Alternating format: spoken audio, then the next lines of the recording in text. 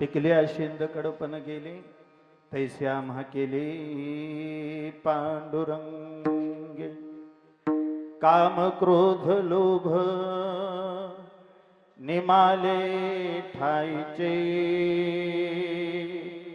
अवघी आनंदाची सृष्टी झाली आठवण गेले भाव भाव झाला स्वयमेव पांडुरंग काम क्रोध लोभ निमाले ठाईचे अवघी आनंदाची सृष्टी झाली तुका म्हणे भाग्य या नावे म्हणजे संसारी जन्मी जे याची लागी काम क्रोध लोभ निमाले ठाईचे अवघी आनंदाची सृष्टी झाली वक्रतुंड महाकाय सूर्यकोटी समप्रभ निर्विघ्नं कुरु मे देव सर्वकार्येषु सर्वदा महायोगपीठे तटे भीमरथं वरं पुंडरीका दातुं मुनीन्द्रहि समागत्य तिष्ठन् तमानन्दकन्दं परब्रह्मलिङ्गं भजे पांडुरंगम पांडुरंगा करू प्रथम नमन दुसरे चरण संताची त्यांच्या गुरुपादाने कथेचा विस्तारो बाबाजी सद्गुरु दास तुका जयाचा जने जन्म नामार्थ झाला जयाने सदावास नामात केला जयाच्या मुखे सर्वदा नाम कीर्ते नमस्कार त्या ब्रह्म चैतन्य मूर्ती मस्तक हे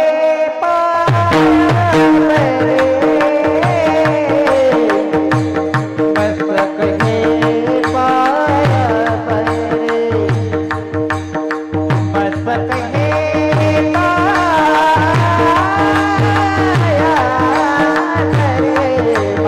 हे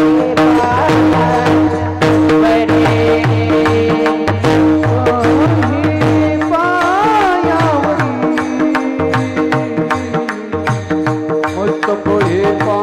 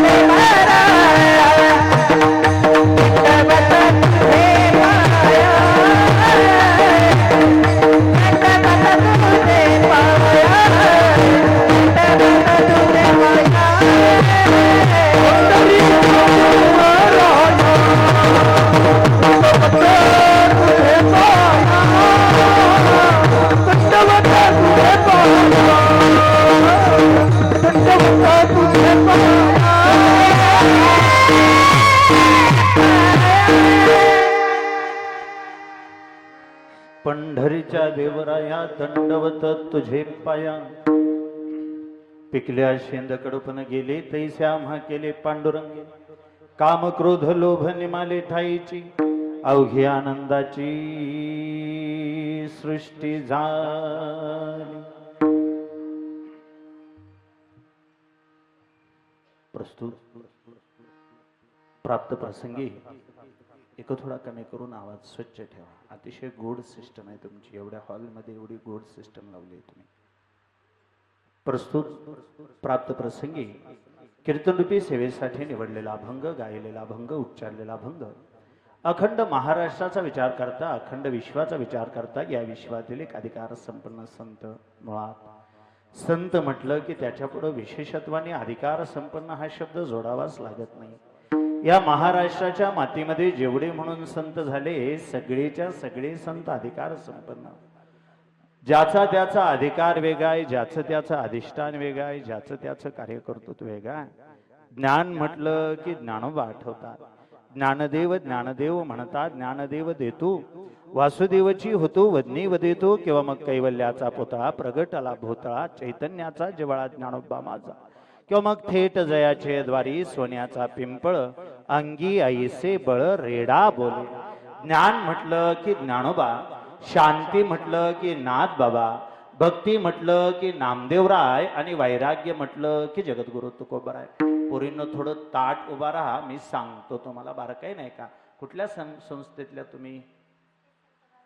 संत बाळूमामा व ज्ञानोबराय वारकरी शिक्षण संस्था, हंगेवाडी, तालुका श्रीगोंदा, जिल्हा ते अनगर. अ लिहायचं आणि टिंब द्यायचं, पुढं नगर लिहायचं. म्हणजे अनगर का लिहायचं? जो ज्याचा आहे त्याने त्याचं नाव घ्यायचं.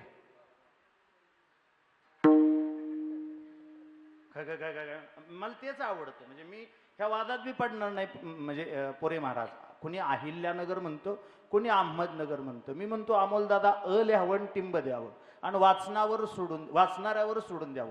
सगळेच प्रश्न सोडवत बसायचे नसतात, काही सोडून द्यायचे असतात. अ लिहायचं आणि टिंब द्यायचं. मग वाचणाराने काय वाचायचं? जो ज्याचा आहे त्याने तसं वाचायचं.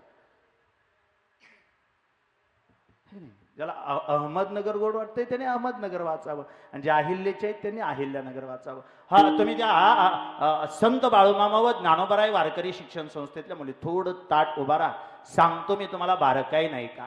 12वं शतक होतं, आणि या 12व्या शतकामध्ये महाराष्ट्र मुळात त्यावेळी या प्रांताचं नाव महाराष्ट्र नव्हतंच. या प्रांतावरती राजा रामदेवराय, राजा शंकरदेवराय यांची सत्ता होती. हे देवगिरीचं साम्राज्य भलं मोठं होतं, महाराष्ट्राची ती राजधानी होती. आणि त्यावेळी देवगिरीवरती अल्लाउद्दीन खिलजी चालून आला. हा अल्लाउद्दीन प्रचंड क्रूर होता. त्याच्यासाठी बघा, चित्तोडगडच्या राणी पद्मावतीनं 40,000 स्त्रिया एकत्र केल्या आणि एकाच वेळी जोहार केला. जोहार म्हणजे नेमकं काय? एकाच वेळी 40,000 स्त्रिया एकत्र आल्या आणि त्यांनी स्वतःला अग्नीमध्ये जाळून टाकलं, अग्नीमध्ये उड्या घेतल्या. हा अल्लाउद्दीन एवढा क्रूर होता. त्या राणी पद्मावतीनं पेटवलेला अग्नी या अल्लाउद्दीननं 1 वर्ष विझून दिला नव्हता. 1 वर्ष विझून दिला नव्हता म्हणजे नेमकं काय करायचा? हा अल्लाउद्दीन जिवंत माणसं कापायचा आणि कापलेली माणसं त्या जाळात फेकायचा. त्यामुळं अल्लाउद्दीनची दहशत होती. अल्लाउद्दीनला घाबरत होते सगळे. तो अल्लाउद्दीन महाराष्ट्रावर चालून आला आणि देवगिरीवर असणाऱ्या शंकरदेवरायानं त्या दिवशी देवगिरी अल्लाउद्दीनच्या स्वाधीन केला. अल्लाउद्दीन ज्या क्षणाला तिथला राजा झाला, त्याच्या दप्तरी या सगळ्या कार्यालयाची नोंद झाली, तेव्हा मात्र तिथला असणारा भगवा ध्वज खाली आला. आणि पोरींनो आयुष्यभर लक्षात ठेवा, आपण सगळे भगव्याशी इमान राखणारी माणसं. ज्यावेळी भगवा ध्वज खाली येतो त्यावेळी 3 गोष्टी अडचणीत येतात. पहिला देश अडचणीत येतो, दुसरा धर्म अडचणीत येतो, आणि तिसरा देव अडचणीत येतो. देव, देश आणि धर्म या 3 गोष्टी अडचणीत आल्या. पण म्हणतात तुमच्या त्या पंढरपूरच्या काळ्या देवानं भगवद्गीतेत असं वचन दिलंय, यदा यदा हि धर्मस्य ग्लानिर्भवति भारता. ज्यावेळी धर्मावर संकट येईल त्यावेळी मी अवतार घेल असं तो म्हणला होता. आणि तोपर्यंत त्याने स्वतःचं ते बोलणं साच केलं होतं, खरं केलं होतं. पहिल्यांदा तो मत्स्य म्हणून, मासा म्हणून अवताराला आला. माशानंतर तो कासव झाला, कासवानंतर वराह झाला, वराहानंतर तो नरसिंह झाला, नरसिंहानंतर वामन झाला, वामनानंतर तो परशुराम झाला, परशुरामानंतर राम झाला, रामानंतर कृष्ण झाला. घेऊन या चक्र गदा हाच धंदा करीतो. ह्या सगळ्या गोष्टी सोडून दिल्या आणि तुमच्या माझ्या कैवारासाठी पंढरीत येऊन उभा राहिला. बहुतेक तिथं त्याला पांडुरंग हे नाव देण्यात आलं. तो अवताराला येतो फक्त एक आहे, अवताराला येताना तो प्रत्येक वेळी देव म्हणूनच येतो असं काही नाही. कधी कधी तो कनकाईच्या पोटी तुकोबा होतो, कधी जिजाऊच्या पोटी शिवबा होतो, तर कधी रखुमाईच्या पोटी ज्ञानोबा होतो. महाराष्ट्राच्या मातीवर आलेले हे संकट तारण्यासाठी त्या जगाच्या बापानं अवतार घेतला. महाविष्णूचा अवतार, सखा माझा ज्ञानेश्वर या न्यायानं ज्ञानोबा राय म्हणून तो अवताराला आला. या सकल महाराष्ट्राला माणुसकी शिकवणाऱ्या वारकरी संप्रदायाचा पाया ह्या ज्ञानोबांनी घातला. ज्ञानदेवे रचिला पाया, उभारले देवालया. ही इमारतीचा पाया ज्ञानोबांनी घातला. या इमारतीच्या विस्ताराची जबाबदारी शिंपी समाजात जन्माला आलेल्या नामदेवरायनं स्वतःच्या खांद्यावर घेतली आणि महाराष्ट्रापुरता मर्यादित असणारा हा माणुसकी शिकवणारा, विष्णुमय जग वैष्णवांचा धर्म शिकवणारा संप्रदाय नामदेवरायांनी पंजाबापर्यंत नेऊन पोहोचवला. पण या संप्रदायाला आधाराची गरज असते. नेहमी लक्षात ठेवा, वेली किती उंच झाली तरी तिला आधार गरजेचा असतो. ज्ञानोबा म्हटले होते, इवलेशे रोप लावेले द्वारी. त्याचा पण आभाळापर्यंत उंच जायचं असेल तर मातीचा आधार घ्यावा लागतो. त्या ज्ञानोबरायांच्या त्या इमारतीला आधार देण्याचं काम पैठणच्या नाथांनी केलं. भागवत नावाचा खांब त्यांनी दिला. जनार्दन एक नाथ खांब दिला भागवत. पण भली मोठी अडचण झाली. मी हे फक्त तुम्हाला सांगतोय, बाकीच्यांचं हे पाठ आहे, फक्त तुम्हाला सांगतोय पोरींनो. त्यानंतर भली मोठी अडचण झाली. नाथानंतर बरीच वर्ष या महाराष्ट्राच्या मातीत कुणी संतच जन्माला आला नाही. मग होतं असं, चांगली माणसं जन्माला नाहीत आली की वाईट माणसं हायदोस घालतात. एवढं नक्की. आज बी जो बोबाटा उठलाय, दुनिया वाईट आहे, दुनिया वाईट आहे, दुनिया वाईट आहे, दुनिया वाईट आहे, दुनिया वाईट आहे, दुनिया काय वाईट बीट नाही. हा बाबा, थोडं माफी मागून बोलतो. मला एवढ्या लवकर एवढ्या विषयाला स्पर्श नव्हता करायचा. मी म्हणतो आज दुनिया वाईट आहे. 100% कधी चांगली होती फक्त सांगा. मी मान्य करतो ताई, म्हणजे माझा काय तसा माझाच बाण सौंदर्याला न्यायचा अशी माझी कधीच सवय नाही. तुम्हाला कोणालाही कीर्तनात एखाद्या वाक्याबद्दल आक्षेप पटला, तुम्ही चालू कीर्तनात सांगू शकता, बुवा तुम्ही हे बोललेलं वाक्य मला मान्य नाही. मी सहज मान्य करेन. कुठल्या काळामध्ये 100% म्हणतोय मी, अंदाजे थोडं बारकाईनं सांगतो. लई 100%च्या नादी लागायचं नसतं. अहो 51%ला पंतप्रधान होता येतं.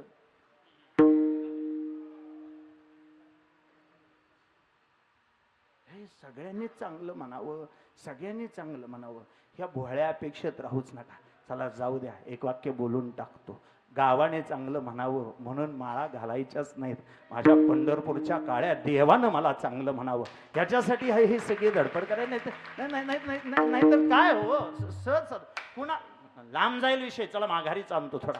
कुठल्या काळामध्ये सगळी माणसं 100% चांगली होती सांगा? रामाच्या काळामध्ये सगळी माणसं चांगली होती काय? आणि सगळीच माणसं जर चांगली होती बाबा, तर बहुतेक बिचारी काही पेढे वाटायलाच निघाली होती. हातामध्ये पेढा घेतला होता आणि जिथं रामकृष्ण हरी बाबा हातामध्ये पेढा घेतला होता आणि जे दिसल त्याच्या हातावर पेढा देत होती. हा घ्या पेढा, माझा राम राजा होणार आहे. हा घ्या पेढा, माझा राम राजा होणार आहे. हा घ्या पेढा, माझा राम राजा होणार आहे. पेढा वाटता वाटता त्यानं पेढा मंथरेच्या हातावर ठेवला आणि मंथरेच्या हातावर पेढा ठेवून मंथरेला म्हणाली, हा घे पेढा, माझा राम राजा होणार आहे. मंथरेने पेढा हातात घेतला का त्या कैकेयीकडे बघितलं. मंथरेने कैकेयीला प्रतिप्रश्न केला.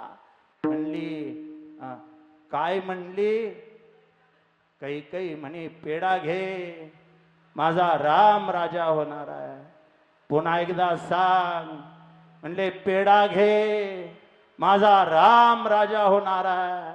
आणि मंथरेच्या मुखातलं वाक्य आहे, कुणाचा राम, तुझा का कौशल्याचा? आणि जाणकारांनी नीट ऐका, हित ठिणगी पडली, तुझा राम का कौशल्याचा?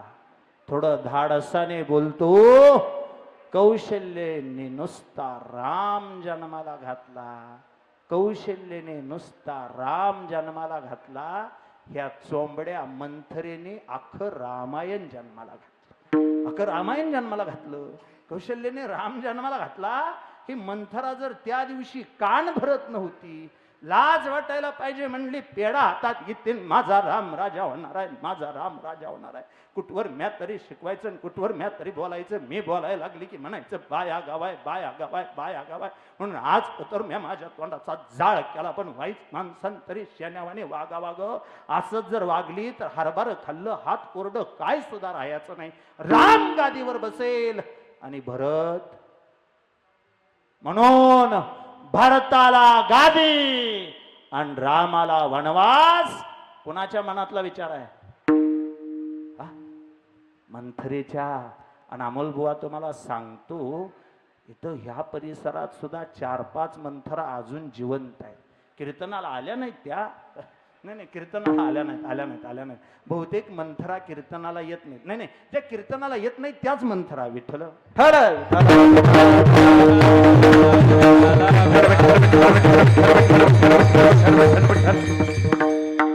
मंथरा कीर्तनात आले असते तर तिनं चाहडी केलीच नसती. चला जाऊ द्या, विषय माझा लांब गेला. ह्या पोरींना मी महाराष्ट्राच्या वारकरी संप्रदायाची सगळी परंपरा सांगत होतो.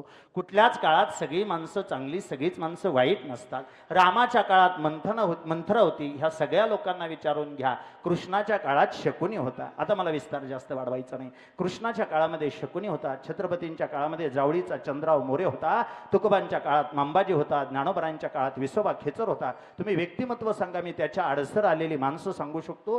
प्रत्येक वेळी सगळ्याच काळात सगळीच माणसं चांगली असतात असं नसतं. फक्त माझी स्वतःची स्वच्छ भावना आहे. वारकरी संप्रदायाचा प्रचार प्रसार करताना अमोल बुवा मला एवढंच वाटतं, मला बाकीच्यांकडून जास्त अपेक्षा नाही.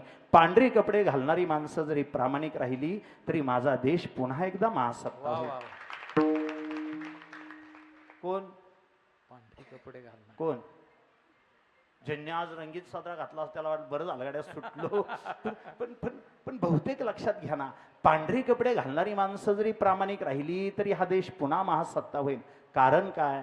पांढऱ्या कपड्याचा पहिला नियम आहे, पांढऱ्या कपड्याचा पहिला नियम आहे, चोरांनी पांढरी कपडे घालायचे नसतात. पांढऱ्या कपड्याचा पहिला नियम आहे, चोरांनी पांढरी कपडे घालायचे नसतात. आणि पांढऱ्या कपड्याचा दुसरा नियम आहे, ज्याने पांढरी कपडे घेतली त्याने आयुष्यभर कधी चोरी करायची नसते. त्याने आयुष्यभर कधी चोरी करायची नसते. बहुतेक एवढं जरी जपलं ना तरी तुम्ही आम्ही पुन्हा सुखाचे दिवस भोगू. ऐका, नाथानंतर बरीच वर्षे हा महाराष्ट्र निश्चित पडला. माहीत नसेल म्हणून नाही, पण मी तुम्हाला सांगतच नाही. माहीत नसेल म्हणून सांगतो पोरींनो, तुम्हाला ताट उभा राहिलाय तुम्ही सगळ्या जणी. ऐका, नाथानंतर हा महाराष्ट्र निश्चित पडला. कुणी देव देश धर्म या गोष्टीला मानायला तयार नव्हतं. रामायण महाभारतासारखे ग्रंथ जर तुमच्या माझ्या घरात भेटले तर माणसाचा शिरच्छेद केला जात होता. आणि त्याच वेळी साल उजाडलं 1608चं. कणकाईच्या पोटी जगद्गुरु तुकोबांचा जन्म झाला. तुकोबांनी परमार्थाला सुरुवात केली. स्वतःला मिळालेलं ज्ञान जगाला वाटायला सुरुवात केली.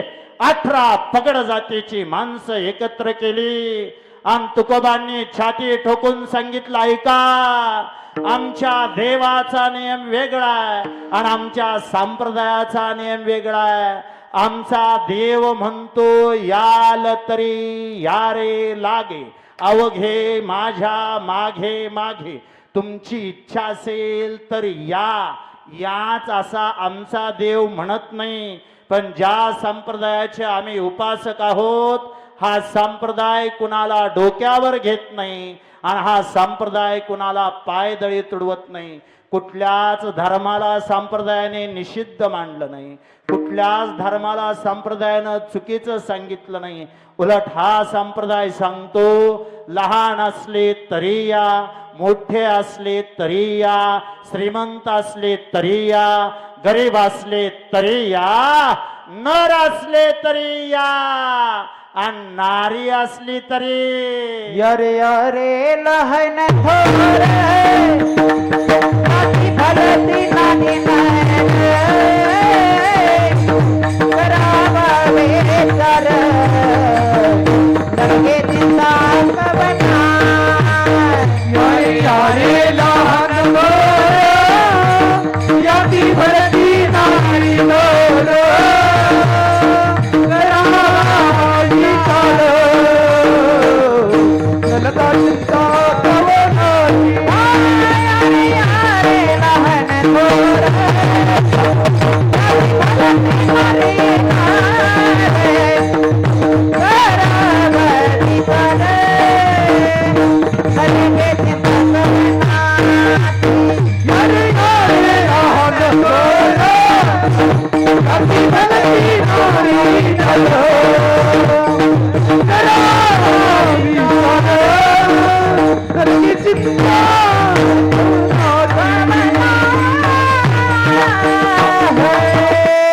यारे यारे लहान थोर याती फलती नारी नर म्हणला काय बुवा? हो हो, याती भलती. तुका म्हणे नाही जाती सेवे काम, ज्याचे मुखी नाम तोच धन्य. एखादा उच्च जातीत जन्माला येऊन जर त्याचं जगणं चांडाळासारखं असेल तर आम्ही त्याची सावली सुद्धा पडून घ्यायचो नाही. पण एखादा हीन जातीत जन्माला येऊन सुद्धा त्याचं जगणं वारकरी संप्रदाय अनुसरून असेल तर आम्ही सदैव साष्टांग दंडवत घालायला तयार आहे. तुका म्हणे नाही जाती सेवे काम, ज्याचे मुखे नाम तोच धन्य. या न्यायानं तुकोबांनी मोडून पडलेला संप्रदाय पुन्हा उभा केला, सगळ्या माणसांना एकत्र आणलं आणि ज्या इमारतीचा पाया ज्ञानोबांनी घातला त्या इमारतीच्या कलशस्थानी तुकोबा विराजमान झाले. तुका झाला से कळस.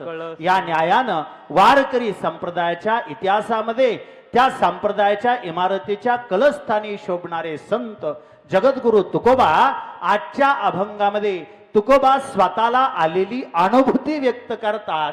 आमच्या देवानं आम्ही केलेल्या परमार्थाचं फळ म्हणून आमच्यामध्ये काय बदल केला हे तुकोबा वर्णन करून सांगतात. थोडं बारकाईनं अभंगाचा अर्थ सुरुवातीला ऐकून घ्या, थोडा बारकाईनं ऐकून घ्या. एकतर स्वच्छ राहता असं कुठल्याही कीर्तनकाराने अभंगाचा अर्थ लावणं ही त्या कीर्तनकाराची अभंगाबद्दल असणारी सेवा असते. तथा थोडं आणखी बोलतो अनिल बुवा, तुम्ही दोघं तिघ जण कीर्तनकार, बहुतेक माझ्या परिचयाचे दोघं तिघ जण बरेच कीर्तनकार असतील. प्रत्येक अभंगाची प्रत्येक कीर्तनकारावर झालेली कृपा वेगळी असते. मी तर विचार करत होतो ताई कीर्तनाला याचसाठी केला होता 8 तास अभंग घ्यावा आज आत्ता, पण मग तुम्ही सगळ्यांनी माझ्याकडे बघितलं असतं आणि मला येड्यात काढलं असतं. बरं मी पहिल्यांदा निमोनियात उभा राहिलोय त्याच्यामुळं जास्त धोका पत्करणं मला परवडायचं नाही.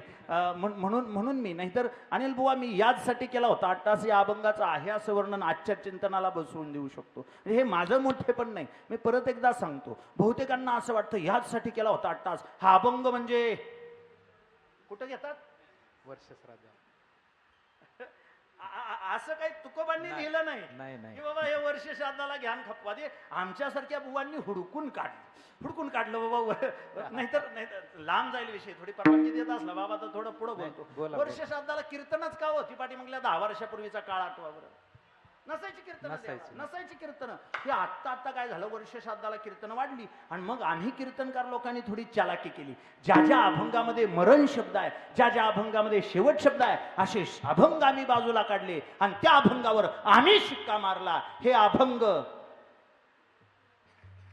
नाहीतर याचसाठी केला होता 8 तास. हा सुद्धा तुकोबांनी स्वतः असताना अभंग लिहिलाय. आयुष्याचा शेवट म्हणजे मृत्यू नाही, भगवंत प्राप्ती हे आयुष्याचा शेवट आहे, हे तुकोबांची भावना होती. चाल जाऊ द्या, लांब जाईल. प्रत्येक अभंगावर कीर्तनकाराची झालेली प्रत्येक कीर्तनकारावर अभंगाची झालेली कृपा वेगळी असू शकते. काही कीर्तनकार असे म्हणत असतील की मी अभंग सोडवला म्हणायचं बंद करा, मी अभंग सोडवला म्हणायचं बंद करा. कीर्तनकार अभंग सोडवत नाहीत, उलट अभंगच कीर्तनकारांना सोडवत असतात. अभंगच कीर्तनकारांना सोडवत असतात. मी माझ्या गावात माझ्या प्रत्यक्ष घडलेला प्रसंग सांगतो. एक अधिकारी महात्मा कीर्तनाला उभा राहिला. महाराजांनी अभंग घेतला आणि अभंग घेतल्यानंतर का कुणाष्टो पण जमलेल्या टाळकऱ्यांनी महाराजांना थांबवलं. म्हणले थांबा थांबा थांबा बुवा. एकतर महाराजांना थांबवण्याचा अधिकार कीर्तनात एकच जणाला, कुणाला? आणि तेच काम आहे चौकदाराचं. हे माणसं पुढं सारा ती त्यांनी किंमत कमी करून घेतली. हे माझं स्वतःच अजिबात तसली कामं करत नाही, पुढं सारा वगैरे अजिबात नाही. एवढं गोड नियोजन केलंय, त्यांची ती जागा बघून बसते. नाही अहो मला हे असंच होत जाते. कीर्तनकारापेक्षा मोठा अधिकार आहे त्यांचा, आहे ना. म्हणजे फडकरी परंपरेत तुम्ही विचारून घ्या चोपदारांची किंमत काय. चोपदाराने जर दंड खाली ठेवला आणि कीर्तनकाराच्या पायाला स्पर्श केला, कोणी असू द्या किती अभंग तुमचा राहिलेला, जागेवर जय विठ्ठल भजन घ्यायचं आणि कीर्तन बंद करायचं, एवढा अधिकार आहे त्या माणसांचा, तेवढा भला मोठा अधिकार. त्या दिवशी म्हणे आमच्या गावात जे घडलं ते सांगत होतो मी तुम्हाला. एका कीर्तनकाराने, मोठ्या ज्येष्ठ व्यक्तीनं, अभ्यासू कीर्तनकारानं कीर्तनासाठी अभंग निवडला आणि भजनी म्हणले थांबा थांबा थांबा बाबा. पारायणातलं कीर्तन होतं. भजनी म्हणले थांबा थांबा थांबा बाबा. मग ते कीर्तनकाराने विचारलं का बाबा का थांबवलं. ते म्हणे हाच अभंग काल झालाय.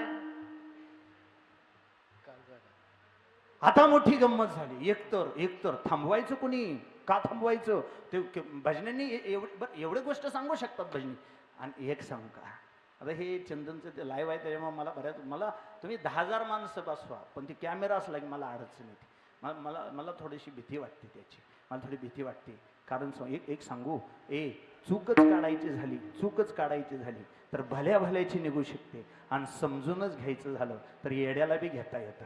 फक्त तुमची धारणा काय. आता ह्या प्रसंग आठवत जातोय. रामराव महाराज ढोक बाबांचं कीर्तन चालू होतं. चालू कीर्तनात त्यांचा एक सवंगडी भेटला, आणि सवंगडी भेटला आणि बाबांनी त्याला पुढं बोलवलं. चालू कीर्तनात त्याला म्हणले तू चाल म्हण.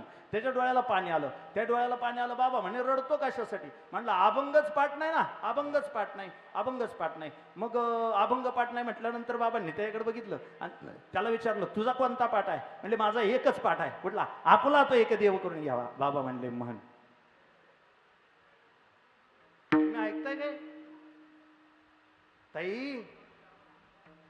धर्म रक्षावया अवतार घेशी आपल्या पाळीशी भक्तजना. ह्या अभंगावर कीर्तन चालू होतं आणि त्या कीर्तनाची चाल गायली होती. आपला तो एक देव करून घ्यावा तेने विन जीवा सुकनो. हे एका कीर्तनाला निवडलेल्या अभंगाची चाल न गाता त्या कीर्तनकाराने त्या गायनाला, त्या भजनाला, त्या व्यक्तीला पुढं घ्यावं. मुळात ढोकबाबा त्या दिवशी म्हणले हा गायनाचार्य नाही, हा निष्ठावंत भजनी आहे. आणि हा संप्रदाय गायकांचा संप्रदाय नाही, हा भजन्यांचा संप्रदाय आहे. या संप्रदायानं गाण्यावर प्रेम केलं नाही, या संप्रदायाने भजनावर प्रेम केलं. त्या दिवशी त्या कीर्तनकाराला सगळ्यांनी जो अभंग थांबवला त्या कीर्तनकाराला सांग म्हणे काल अभंग झालाय. त्या कीर्तनकाराच्या मुखातलं वाक्य आहे या अभंगाची कालच्या कीर्तनकारावर झालेली कृपा वेगळी होती, माझ्यावर झालेली कृपा वेगळी आहे.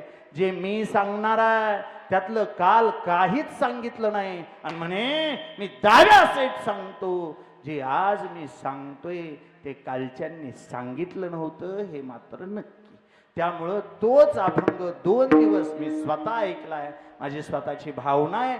कुठल्याच अभंगाची दिशा कुठलाही कीर्तनकार ठरवू शकत नाही. त्या कीर्तनाचा अर्थ कुठला कीर्तनकार ठरवू शकत नाही. वर्षाकाठी 1200 कीर्तन करणारे जगन्नाथांना पवार सुद्धा कीर्तन संपल्यानंतर म्हणायचे करविली तैसी केली कटकट वाकोडी के नीट देव जाणे. किंवा मग करीतो कवित्व म्हणाल ते कोणी नव्हे माझी वाणी पदरीची माझ्या युक्तीचा नव्हे हा प्रकार मज विश्वंबर बोलवितो. अण्णा म्हणायचे मला जसा वाटला तसा मी अभंगाचा अर्थ सांगितला, असाच अभंगाचा अर्थ आहे असं माझं अजिबात मत नाही. असं जर गुरुवर्य जगन्नाथांना म्हणत असतील, माझे 2च अभंग पाठ आहेत. मी एक वर्ष श्राद्धाला घेतो आणि एक पारायणात घेतो. आपल्यासारख्यांनी किती जबाबदारीनं बोललं पाहिजे. मी पुन्हा एकदा सांगतोय, अभंगाचा अर्थ सांगायला निघालेला असताना मी म्हणतो तसा अभंगाचा अर्थ अजिबात नाही. तुकोबांना परमार्थिक आयुष्याची जी गती मिळाली आणि परमार्थिक आयुष्याचं जे फळ मिळालं, जी अवस्था झाली, त्या अवस्थेचं वर्णन करताना तुकोबा सांगतात, माझी अवस्था त्या पिकलेल्या शेंदासारखी झाली. पिकल्या शेंद कडूपण गेले. हे ऐका, बहुतेक आता हे शेंद नावाचं फळ तुम्ही डोकंच लावू नका, पूर्ण निवांत ऐका. शेंद नावाचं फळ, शेंदाड नावाचं फळ बसलेल्याच कोणी बघितलं असेल तर त्यांच्या पेंटीवाल्याचं हे काम नाही. शेंदाड आणि तो गाथीतला शब्द आहे, त्याच्यामुळे मी पर्यायी शब्द सांगू शकत नाही. शेंदाड त्याचं एक वैशिष्ट्य राहतं माऊली बुवा. शेंदाड नावाचं फळ राहतं. जेव्हा ते नीट ऐका, जेव्हा ते कच्चं असतं, नीट ऐका, जेव्हा ते कच्चं असतं तेव्हा ते सगळ्यात पहिल्यांदा ते हिरवं असतं, दुसरं ते टणक असतं आणि तिसरं त्याला थोडी दुर्गंधी असते. हिरवं राहतं, कडू राहतं, हिरवं राहतं, कडू राहतं, थोडं टणक राहतं आणि त्याला दुर्गंधी असते. असं असतं कच्चं असताना. नीट लक्षात ठेवा. पुरे महाराज थोडं बारं काही नाही का. पहिलं ते हिरवं असतं, दुसरं ते कडू असतं, तिसरं ते टणक असतं, असं फुगीर असतं, घट्ट असतं, रहाट असतं. हा शब्द सापडला, रगील असतं, रगील. आणि चौथं ते त्याला दुर्गंध असतो. असं 4 गोष्टी असतात त्याच्या. आणि एकदा ते शेण पिकलं की होतं असं, हिरवं असतं ते पिवळं होतं. जे रगील असतं नरम होतं, ते मऊ होतं, ते कडू असतं ते गोड होतं. गोड होतं. ज्या दुर्गंध असतो तो दुर्गंध जातो आणि ते सुगंधी होतं. कोण शेंदाड. शेण काय होतं नीट ऐका. हिरवा असतं ते पिवळं होतं, एक टणक असतं, रगेल असतं ते मऊ होतं, 2 कडू असतं ते गोड होतं, 3 दुर्गंध सोडतं आणि सुगंधी होतं, 4 कोण आणि स्वच्छ बोलतो. हे शेंदाडाबद्दल नव्हतं. हा, अशी बरीच शेंद आहेत. पिकली गोड झाली नाहीत, पिकली मऊ झाली नाहीत, पिकली दुर्गंध गेला नाही. तुकोबा सांगतात, आमच्या आयुष्यामध्ये भगवंताने बदल केला. त्यात बी अजून थोडं शब्द ऐका, म्हणजे परत अडचण यायची नाही. तुकोबा म्हणतात, पिकली शेंद कडूपण गेले, तैसे आम्हा केले म्हणणं वेगळं आणि झालो म्हणणं वेगळं. बरेच गडी जोपर्यंत साध्य मिळत नाहीत तोपर्यंत आम्हाला करा असं म्हणतात. आणि एकदा साध्य मिळवलं की मग म्हणतात, मी माझ्या कष्टावर झालो. रिकामी जागा तुम्ही भरा. झालो हे मान्य, केलं हे मान्य सोपं नाही. मला चला जाऊ द्या, हा जास्त उगीच लांबवत बसण्यापेक्षा. लोकप्रतिनिधी करावा लागतो का होतो? सरपंच करावा लागतो का होतो? करावं लागतं. मग सरपंच व्हावं असं सगळ्यांना वाटतं आणि बऱ्याच जणांना वाटतं. संधी सगळ्यांना मिळत नाही किंवा प्रारब्ध सगळ्यांना साथ देत नाही. नाहीतर व्हावं सगळ्यांना वाटतं. मग सगळे होतात काय? एका पंचवार्षिकला आता ते चालूला जाऊ द्या, पण बहुतेक एकाला होता येतं. तेही लोकांनी करावं लागतं का स्वतःची इच्छा आहे म्हणून होतं? लोकांनी करावं. आणि केलं हे मान्य करायला खूप मोठे म्हणावा लागतो. जगद्गुरु तुकोबांचे शब्द मी पुन्हा सांगेल. हे काय साधे एकदा वाचले आणि सोडून दिले? एका शब्दावर जोर द्या. पिकले शेंद कडूपणा गेले. आमच्या आयुष्यात आमची अवस्था अशी झाली, पिकलेल्या शेंदाचा कडूपणा गेला, त्याला गोडवा आला. आणि तसं आम्ही झालो नाही. आमच्या पांडुरंगानं आम्हाला तसं केलं. आमचा गोडवा करणे, आमच्या आयुष्यात गोडवा येण्यापाठी मागतो त्या जगाच्या बापाचा सगळ्यात मोठा हात आहे. हा तुकोबा, असे आम्ही बरेच आले बरेच गेले. जो तो स्वतःचा मोठेपणा लोकांना सांगतो मी हे झालो ते झालो, ते नका सांगू. ते कडू पण गेलं आणि तुमच्यात बदल काय झाला तेव्हा तुकोबा सांगतात आमच्या आयुष्यातलं कडू पण गेलो. हे जर ओळखायचं असेल तर नीट ऐका. आमच्या आयुष्यातल्या 3 गोष्टी गेल्या आणि आमच्या आयुष्यात 3 गोष्टी आल्या. थोडं ताड बसान बारकाई नाही का. साधू साधू साधू साधू. साधू ही कुठली पदवी नाही, साधू ही अवस्था. साधू होण्यासाठी 3 यावे लागतात आणि 3 जावे लागतात. यावे लागतात दया क्षमा शांती आणि जावे लागतात काम क्रोध आणि लोभ. तुकोबा सांगतात माझ्या आयुष्यातला काम गेला, क्रोध गेला, लोभ गेला. काम क्रोध लोभ निमाले ठाईचे. ठाईचे म्हणजे मुळापासून गेले. काम क्रोध लोभ निमाले ठाईचे. बदल असा झाला अवघी आनंदाची सृष्टी झाली. जेव्हा काम गेला सृष्टी आनंदाची झाली. जेव्हा क्रोध गेला सृष्टी आनंदाची झाली. जेव्हा लोभ गेला सृष्टी आनंदाची झाली. बोलतो थोडं, हे गेले तरच सृष्टी आनंदाची होत्या. हो, काम ही अशी गोष्ट आहे. आता त्याने बऱ्या भल्यांना नाडलंय, मला तिकडं जायचं नाही. काम ही अशी गोष्ट आहे जो पूर्ण झाला इच्छा प्राप्त होते आणि अपूर्ण राहिला की राग निर्माण होतो. काय काय काय काम तसा तुकोबांच्या ह्या अभंगातले 3 शब्द दाजी एकत्र वाचायचे. काम क्रोध लोभ हे 3 वाचायचे. त्यातला काम मध्ये घ्यायचा. काम मध्ये घ्यायचा. उजव्या बाजूला ठेवायचा क्रोध, डाव्या बाजूला ठेवायचा लोभ. उजव्या बाजूला ठेवायचा क्रोध, डाव्या बाजूला ठेवायचा लोभ. कारण काम अपूर्ण राहिला की क्रोध निर्माण होतो आणि पूर्ण झाला की लोभ निर्माण होतो. मी तुम्हाला माझ्यावर घेऊन सांगू शकतो. थोडं ताट बसा. आता जगताप सरांनी एवढा गोड सोहळा आयोजित केलाय. वडिलांचा सहस्त्र चंद्र दर्शन सोहळा तथा शतपूर्तीचा हा सोहळा संपन्न केलाय. जगताप सरांनी पाठीमागल्या बहुतेक शुक्रवारी किंवा शनिवारी असा फोन केला. त्यांनी फोन केला मला, म्हणे महाराज आपल्याला वडिलांचा एक शतपूर्ती सोहळा संपन्न करायचा आहे आणि त्याच्यासाठी तुम्हाला यावं लागतं. मी होकार दिला. नंतर ते म्हणे तुम्हाला कीर्तन करावं लागतं. मी होकार दिला.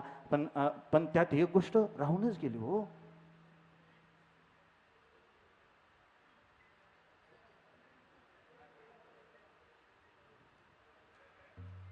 ते असं त्यात होतंय काय. आता हे वारीचे दिवस, अधिक महिना,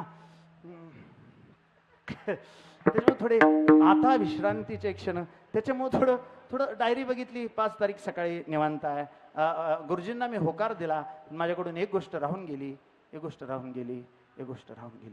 काय काय काय गुरुजी मी येईन, लांबून येईन. मी जवळजवळ 150 किलोमीटरचा प्रवास पूर्ण करून बरोबर 9:30 वाजता तुम्ही जिथं सांगाल तिथे मी गाडी उभा करीन.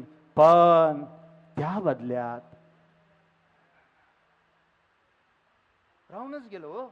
राहून गेलं माझ्याकडून, राहून गेलं. पण ऐका मी एवढ्या लांबून आलोय ह्याची गुरुजींना जाण आहे. गुरुजींनी जर जाताना योग्य सन्मान केला तर मला पुन्हा गुरुजीकडे यावं असा लोभ वाटेल. आणि जर त्यांनी अपमान केला तर जाताना मला गुरुजींचा प्रचंड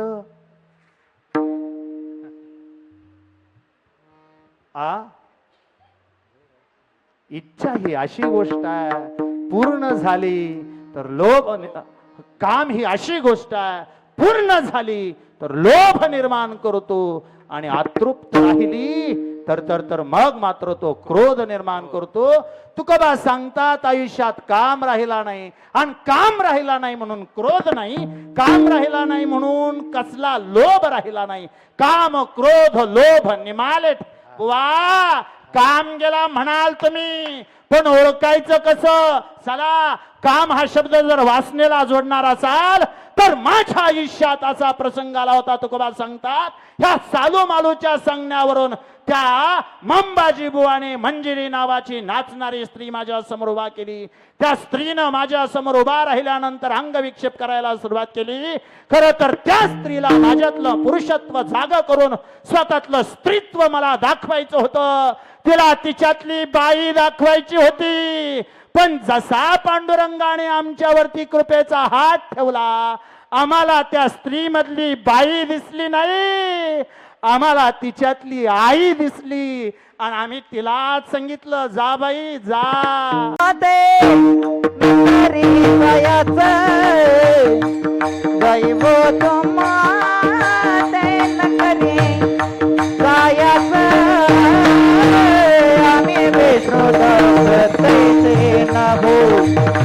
कैसे न हो आम्ही विष्णुदास कैसे न हो गाई वो माती न करी सायाचे गाई वो माते न करी सायाचे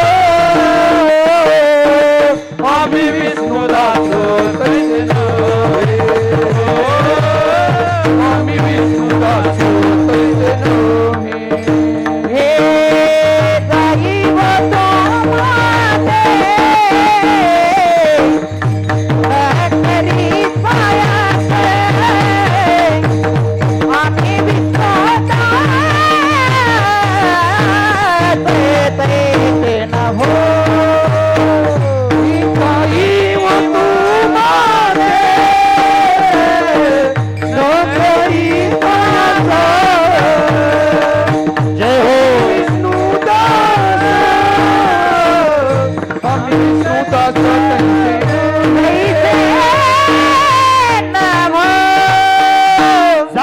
माते न करी सायास. पुढचा शब्द माझा पाठ नाही हो. न करी सायास. पुढं काय? आम्ही विष्णू आम्ही. ऐका मी तसा नाही म्हणणारा होता आलाय. आम्ही म्हणून अख्ख्या वारकरी संप्रदायाची सोडवणूक केली. आम्ही म्हणून अख्ख्या वारकरी संप्रदायाची सोडवणूक केली. आम्ही विष्णुदास तैसे नव्हे. ऐका, काम जळून गेला कारण आलेल्या स्त्रीला माघारी पाठवलं. क्रोध जळून गेला, शिवबाकासाराच्या बायकोनं अंगावर उकळणारं पाणी ओतलं तरी अपशब्द न बोलता तिथून निघून आले. क्रोध जळून गेला. बहुतेक मंबाजीनं बोराटीच्या काट्यानं मारलं. बोराटीच्या काट्यानं मारलं. आणि बोराटीच्या काट्यानं मारत असताना काय गुन्हा होता? कीर्तन करतो म्हणून बोराटीच्या काट्यानं मारलं. चालू कीर्तनात मारलं. आणि चालू कीर्तनात मारलं तरी संध्याकाळी जाऊन मंबाजीचा हात चोळून दिला होता. मंबाजीचा हात चोळून दिला होता. मला पाठीमागल्या काही दिवसापूर्वी एक जण म्हणे, महाराज अहो तुकोबांनी ज्याने मारलं त्याचा हात चोळून दिला, तुम्हा कीर्तनकारांना ते जमल का? त्या तुकोबांनी ते ज्याने मारलं त्याचा हात दाबून दिला. हे बघा, एकतर आता तसं काय होईल असं वाटत नाही. आणि जरी झालं तरी फक्त आम्ही हात नाही दाबायचो.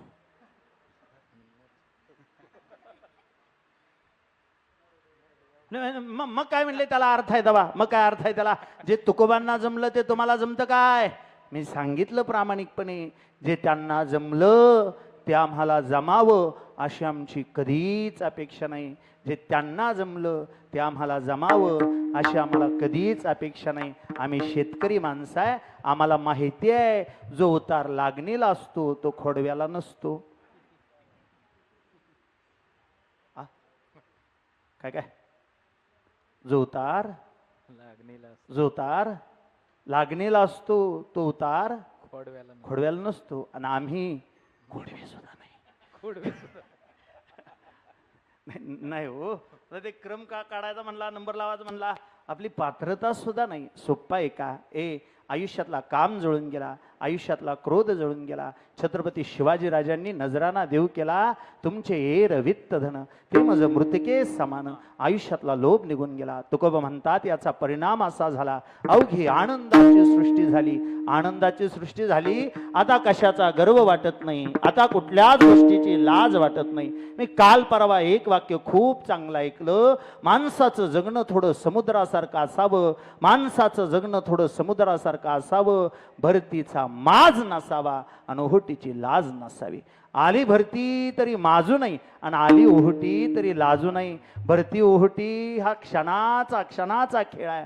त्या पंढरपूरच्या काळ्या देवाच्या मनात आलं तर भरतीची ओहोटी होऊ शकते, ओहोटीची भरती होऊ शकते. तुकोबा म्हणतात आता कोणत्याच गोष्टीचं वाईट वाटत नाही.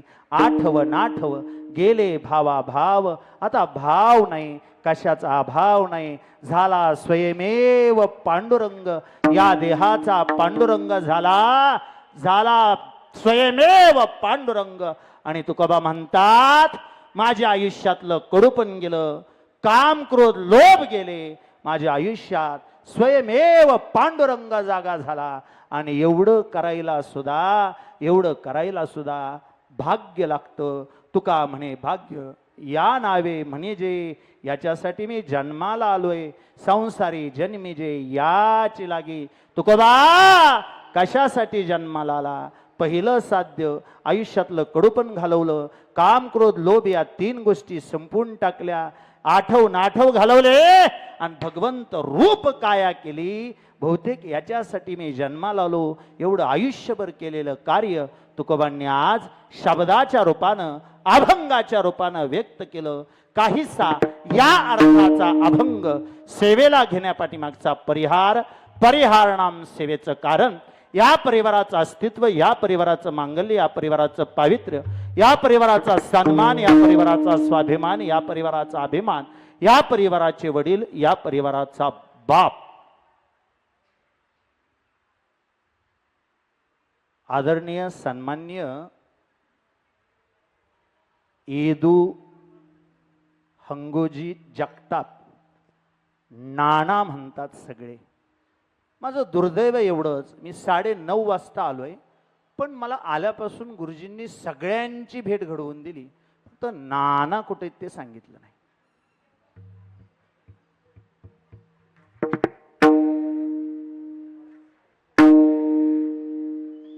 मी आवर्जून बघतोय आणि माझं स्वच्छ मत आहे, बघून घ्या.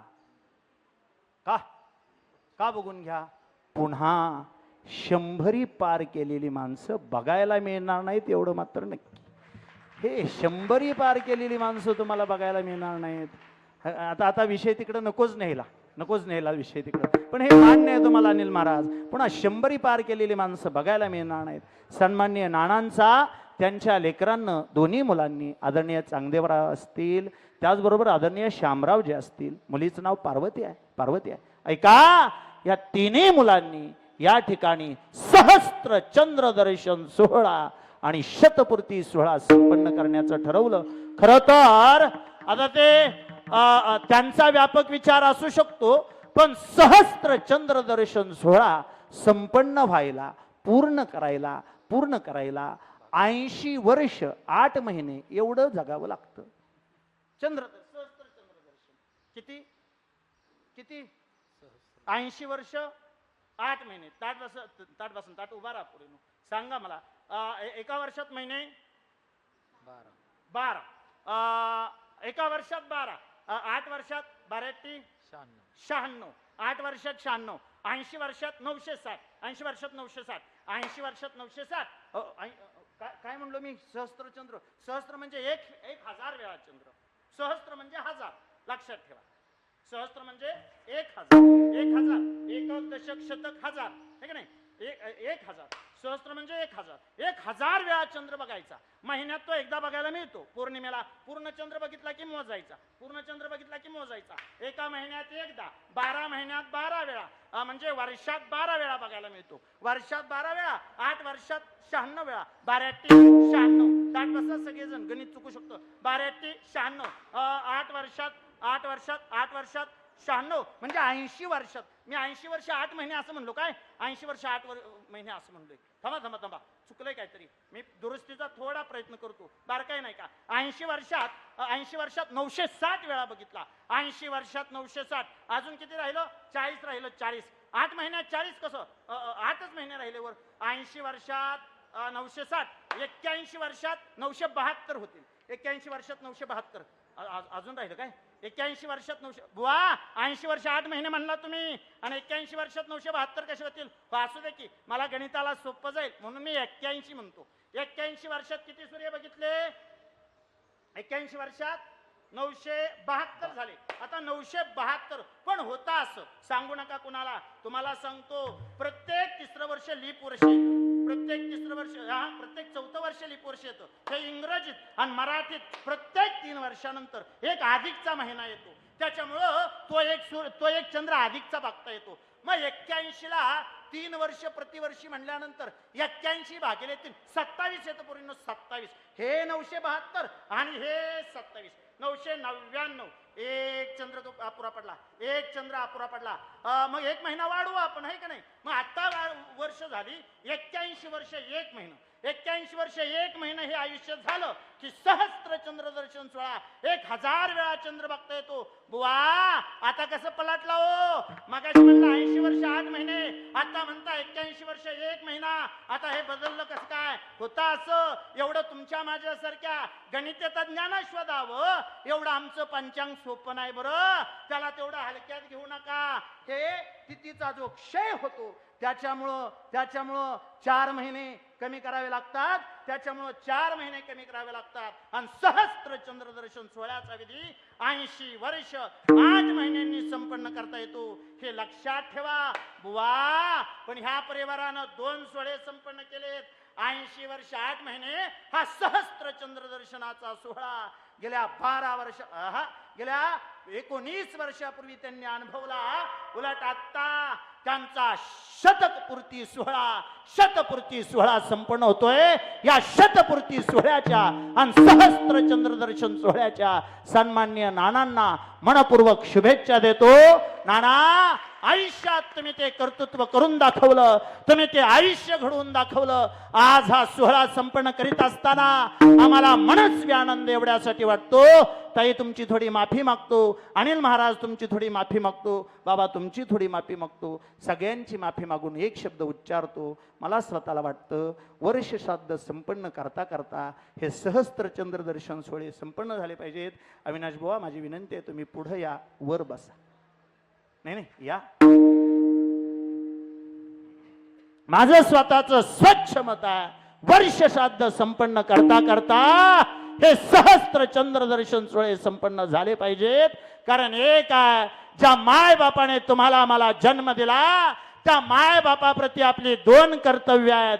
पहिलं कर्तव्य जिवंत असताना सेवा करावी आणि गेल्यानंतर स्मरण करावं. एवढ्या 2 गोष्टी करू शकतो ताई आपण. अविनाश बुवा, मायबाप जिवंत आहेत तोपर्यंत त्यांची सेवा करावी आणि मायबाप गेल्यानंतर त्यांचं स्मरण करावं. वर्ष श्राद्धाच्या निमित्ताने स्मरण होतं. फक्त एक आहे, त्या सोहळ्याला ते आपल्यात नसतात, त्या सोहळ्याचा ते आनंद घेऊ शकत नाहीत.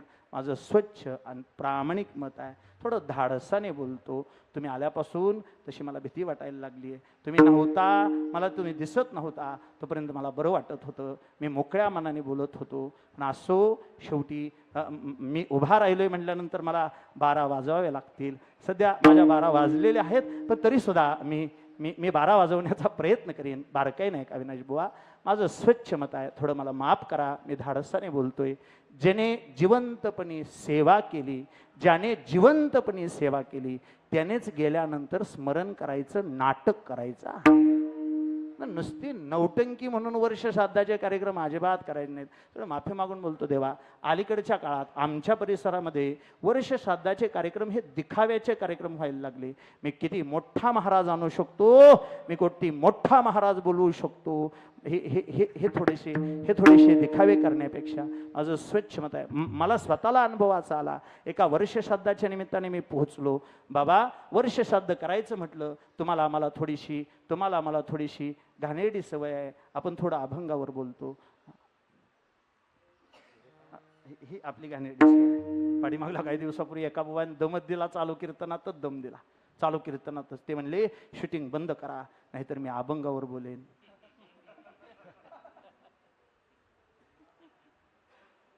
गाव म्हणलं बुवा थांबा, ए शूटिंग बंद करा रे. पण महाराज तुम्ही काय हसाला ते थोडं अभंगावर त्या व्यक्तीवर बोलावं म्हणून मी तिथं त्या वर्षश्राद्धाला गेल्यानंतर मी थोडं त्यांची माहिती घेतली. म्हणलं तुमचे वडील वारले कशाने, वारले कशानेचं उत्तर त्यांनी मला दिलं. अनिल बुवा त्यांनी मला उत्तर दिलं. म्हणले आमचे वडील जरा त्यांना नजर कमी होती आणि ते आमच्या दारात एक खड्डा आहे, त्या खड्ड्यात पडले आणि ते वारले. मला वाईट वाटलं अमोल बुवा, मला वाईट वाटलं.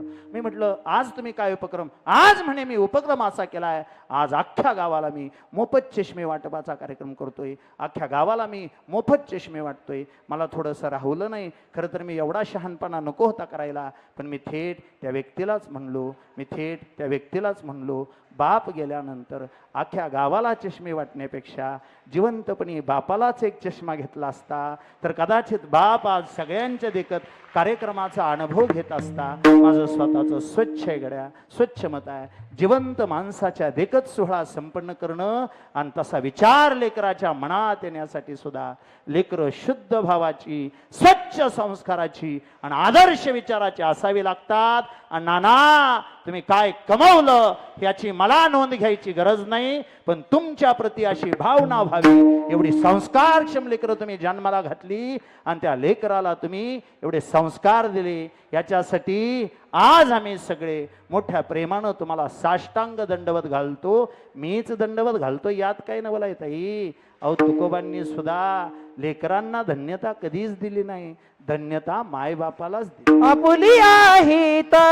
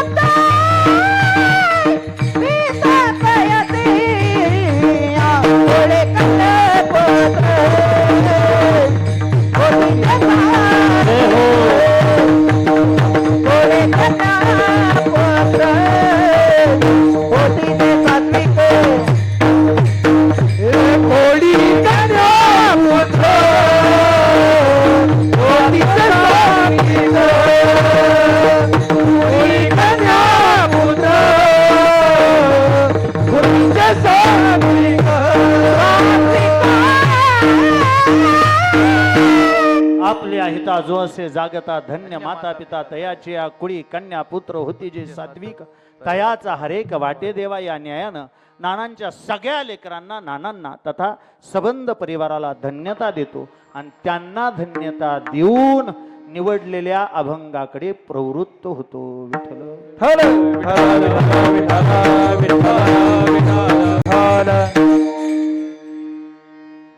चला माझ्याकडं जो वेळ दिलाय त्या वेळेतली अजून 5 मिनिटं शिल्लक आहेत आणि मी आता अभंगावर बोलायचं ठरवलंय.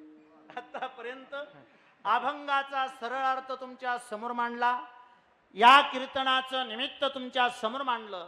मी जर बरोबर बोलत असेल तर माझ्याकडे अजून 5 मिनिटं शिल्लक आहेत. 5 मिनिटात मला 4 चरण सोडवायचे, 4 आणि 5 मिनिटात 4 म्हणजे बहुतेक 1.25 मिनिटाला मला 1 चरण सोडवावं लागेल. कारण 1.25 एके 1.25, 2.25 2.5, 3.25 4 आणि 4.25 5. बरोबर आहे माझं? चेक करतो.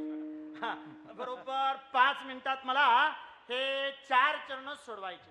जसं जमेल तसं थोडं थोडं बोलतो आणि 5 मिनिटात 4 चरण नाहीच संपली तर कीर्तन 12:15ला संपवतो. विठ्ठल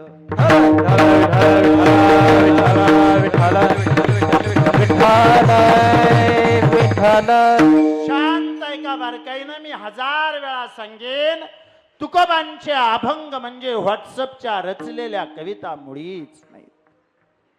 त्या प्रत्येक अभंगाला काहीतरी पूर्वपीठिका आहे, प्रत्येक अभंगाला काहीतरी कारण आहे, प्रत्येक अभंगाची पूर्वपीठिका आहे. आजच्या अभंगाची पूर्वपीठिका मांडत असताना माझं स्वतःचं स्वच्छ मत आहे, माणसाच्या जगण्याला काहीतरी साध्य असावं. तुम्ही आम्ही जन्माला आलो, श्वास घेतो म्हणून जिवंत आहे असं एक कारण आहे, आणि दुसरं कारण आहे आपण अजून मेलो नाही म्हणून जिवंत आहे. काय काय काय एक तर श्वास घेतो म्हणून जिवंत आहे, आणि दुसरं कारण आपण अजून मेलो नाही म्हणून जिवंत आहे. पण या जगण्याला जगणं म्हणून नाही गड्या, जगण्याला काहीतरी साध्य असावं, आणि ते साध्य मिळवण्यासाठी आयुष्यात काहीतरी साधन असावं. आज तुम्ही आम्ही सगळ्यांनी व्यासपीठावरती विराजमान असणाऱ्या सगळ्यांनी गळ्यात माळ घातली, कपाळाला गंध लावलाय. आपल्या सगळ्यांना 8 जुलैचे वेध लागलेत. ज्ञानोबा तुकोबांबरोबर चालावं आणि पंढरीश पांडुरंग परमात्म्याला जाऊन भेटावं. ऐका, याचा अर्थ तुम्ही आम्ही कोणती ना कोणती पण मात्रा स्वीकारली आहे, आणि बहुतेक जेणे विठ्ठल मात्रा घ्यावी त्याने पत्ते सांभाळावी. या न्यायानं आपण आयुष्याचं साध्य ठरवलंय, आपण त्याच्यासाठी साधनं जमा करायला सुरुवात केली आहे. मी बारकाईनं सांगतो, गळ्यात असणारी माळ हे साधना, कपाळाला लावलेला गंध साधना, भगवंताची केलेली वारी साधना. सांगा मला तुमच्यापैकी कुणीतरी हे जर साधना तर आपलं साध्य काय? थोडक्यात कशा असेल प्रत्येक गोष्टीला कारण आहे. जसं जसं तुम्ही आम्ही एवढे सगळे जण हे करतोय, ह्याला काहीतरी कारण असेल ना हो. ते थोडं थोडं थोडं बारकाईनं सांगतो, कारण आहे का नाही तिला. आता ते मी हे इकडे सांगितलं, माईकला नाही सांगितलं, आपल्या दोघात राहू द्या. कोणी विचारलं तरी सांगू नका. काय ते विचारतात माणसं कौतुकाने, काय म्हणजे सांगू नका, आपल्या दोघात. मी त्यांना म्हणलो ते तुम्हाला सांगू. जे काहीतरी पण कारण आहे. तुम्ही आम्ही गळ्यात माळ घातली, पोरे महाराज काहीतरी कारण आहे. वारी करतो काहीतरी कारण आहे. भगवंत प्राप्ती व्हावी हे पहिलं आपलं साध्य आहे, किंवा मग थेट मोक्ष मिळावा हे आपलं साध्य आहे. हे आपलं साध्य आहे. एकतर भगवंत प्राप्ती किंवा मोक्ष या 2 गोष्टी प्राप्त व्हाव्यात हे जर आपलं साध्य असेल तर ऐका गड्या, ज्या मोक्षासाठी तुम्ही आम्ही सगळेजण प्रयत्न करतो, ज्या मोक्षासाठी तुमची आमची एवढी धडपड चालली, माझे तुकोबा देवाच्या पुढे जाऊन उभा राहिले. भगवंतानं तुकोबांच्या उजव्या बाजूला, भगवंताने तुकोबांच्या उजव्या बाजूला मोक्ष ठेवला, आणि डाव्या बाजूला जन्म ठेवला. आणि थेट तुकोबांना विचारलं होतं, तुकोबा गळ्यात घातलेली माळ मोक्षासाठी आहे, कपाळाला लावलेला गंध मोक्षासाठी आहे, भगवंताची वारी मोक्षासाठी आहे. आज तुकोबा तुमच्या पुढं उजव्या बाजूला मोक्ष आहे, डाव्या बाजूला जन्म आहे. सांगा फक्त तुम्हाला मोक्ष देऊ का जन्म? तेव्हा का कुणास ठाऊक, ज्या मोक्षासाठी आम्ही प्रयत्न केला, ज्या मोक्षाची आम्ही एवढी साधना केली, ज्या मोक्षासाठी आम्ही एवढी भगवंत भक्ती केली, तुकोबांनी त्या मोक्ष पदाला तुच्छ मानलं आणि जन्माचा स्वीकार केला. मोक्षपद केले तुच्छ, या कारणे आम्हा जन्म घेणे युगायुगे. देवाने तुकोबांकडे बघितलं आणि तुकोबांना म्हणे, तुकोबा भजनी होता तेच बरं होतं, उगच कीर्तनकार झाला.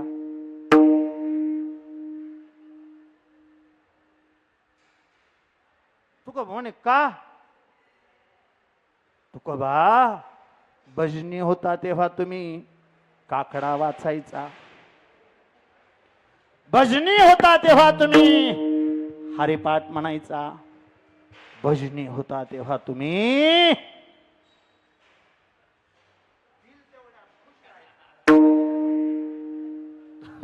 तुकोबा उगीच कीर्तनकार झाला. म्हणजे तेव्हा देवा असं असं असं असं असं भेदभाव करून बोलू नका. हे बघा, एकतर मी कीर्तनकार झालेलो, सालू मालूला पटलं नाही, रामेश्वर भटाला पटलं नाही, त्या चिंतामणी देवाला पटलं नाही, आमच्या अंबाजी बुवाला पटलं नाही. आतापर्यंत मी 4 निवडले होते, तुम्ही 5वे आहात का देवा? मी कीर्तनकार झालेलो, तुम्हाला पटलं नाही? नाही तुकोबा, अडचण अशी झाली, भजनी होता तेव्हा अभ्यास करत होता, कीर्तनकार झाल्यापासून बहुतेक बंद केला. कुणास असं का म्हणतो देवा? अहो असं कसं शक्य आहे तुकोबा? एका बाजूला मोक्ष आहे, एका बाजूला जन्म आहे. हुशार माणूस ऐका ऐका ऐका, ज्ञानी माणूस कधीच मोक्षपद नाकारणार नाही, तो जन्माचा कधी स्वीकार करणार नाही. कारण एका जन्माचे ते मूळ, नित्यपाठ वाचला असतं तुकोबा तर तुमच्या लक्षात आलं असतं. जन्माचे ते मूळ पाहिले शोधून दुःखाची कारण. जन्म घ्यावा. जन्म हे दुःखाचं मूळ आहे आणि सुखाची अंतिम प्राप्ती मोक्ष आहे. तरी सुद्धा तुम्ही ज्ञानी माणसाच्या पाठीमाग न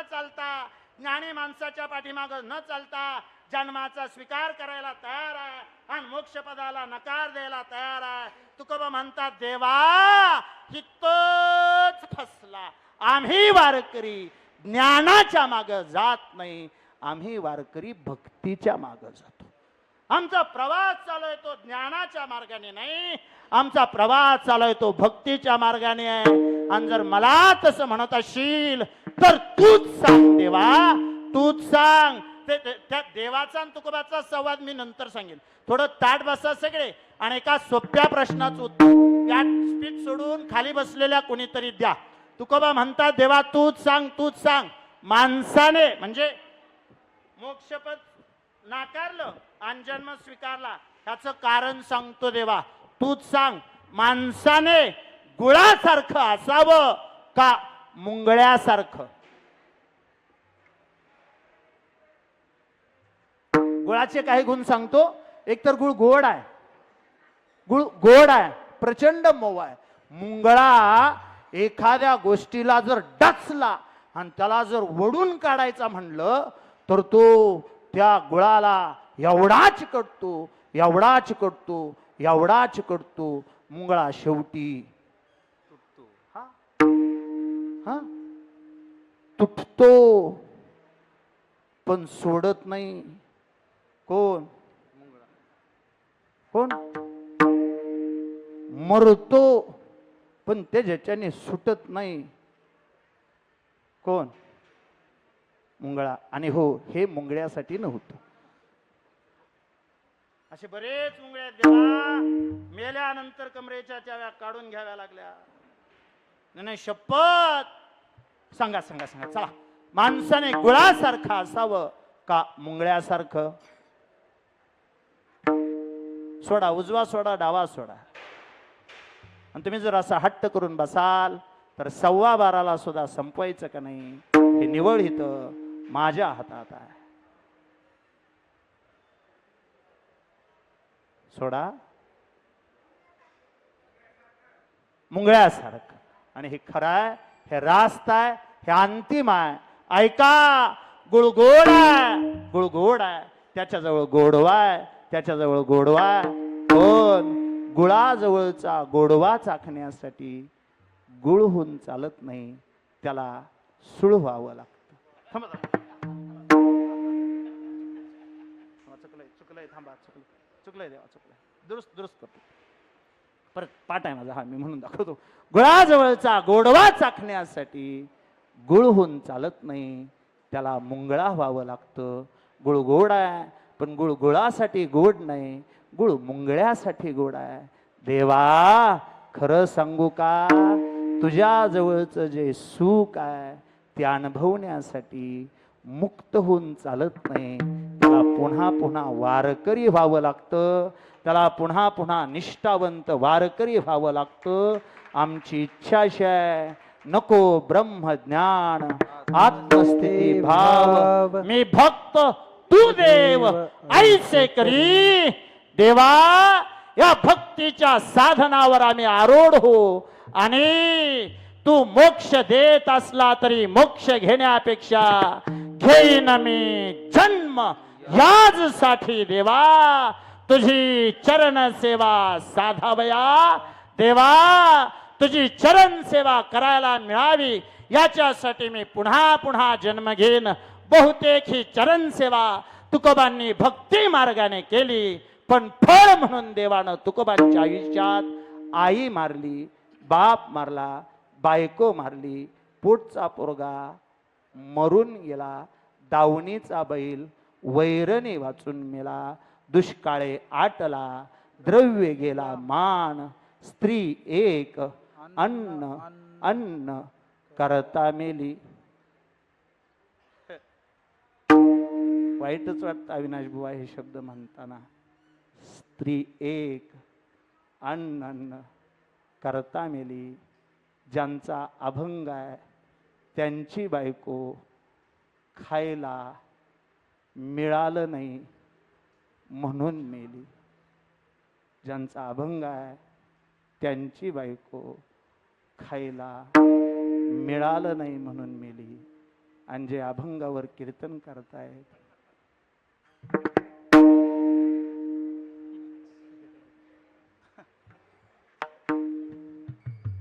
म्हणू नका कुणाला. तुम्ही जिवलग आहात म्हणून तुम्हाला सांगतो. 12 वर्ष झाली माझ्या लग्नाला. माझ्या लग्नात आलेल्या सगळ्या वस्तू खराब झाल्या, एकच वस्तू सुधारली.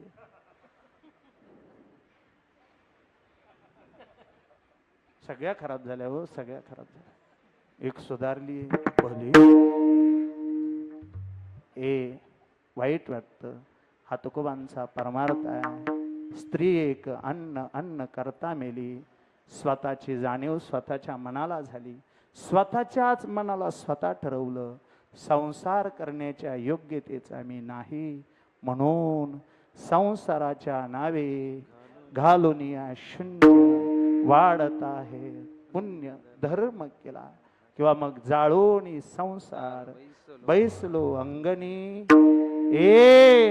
त्या देवाचा धावा केला. देवा संसाराचा धंदा मला जमला नाही पण मी परमार्थाचा धंदा चोख करीन. दिन रजनी हाच धंदा गोविंदाचे पोवाडे. आणि तो परमार्थाचा धंदा करता करता एक दिवशी एवढं यश मिळालं. आता कुणाबद्दल राग वाटत नव्हता, आता कुणाबद्दल लोभ वाटत नव्हता, आता कोणत्याच गोष्टीचं वाईट वाटत नव्हतं. कोणी निंदा कोणी वंदा, आमचा स्वहिताचा धंदा. या न्यायानं तुकोबांनी आयुष्याची उंची गाठली. आणि एकदा कधीतरी वेळ काढून स्वतःकडे बघितलं. अरे अरे अरे अरे एका आयुष्यात मी काय होतो. अनो रेनो या थोकडा. त्या भगवंताने मला बनवलं केवढं.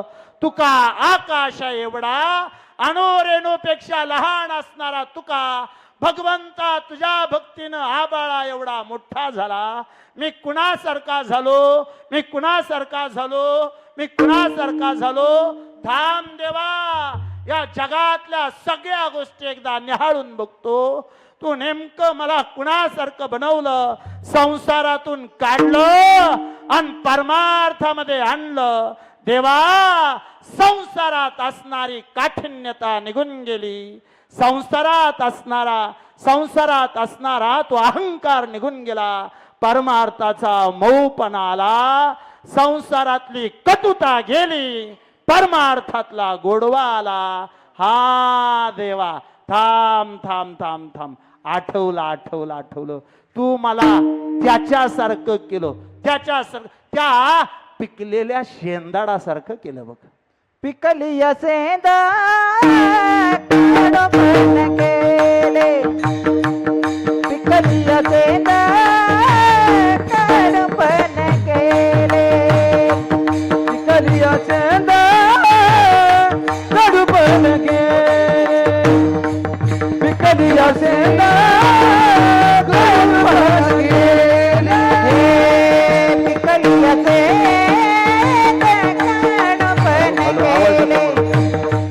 पिकली शेंदा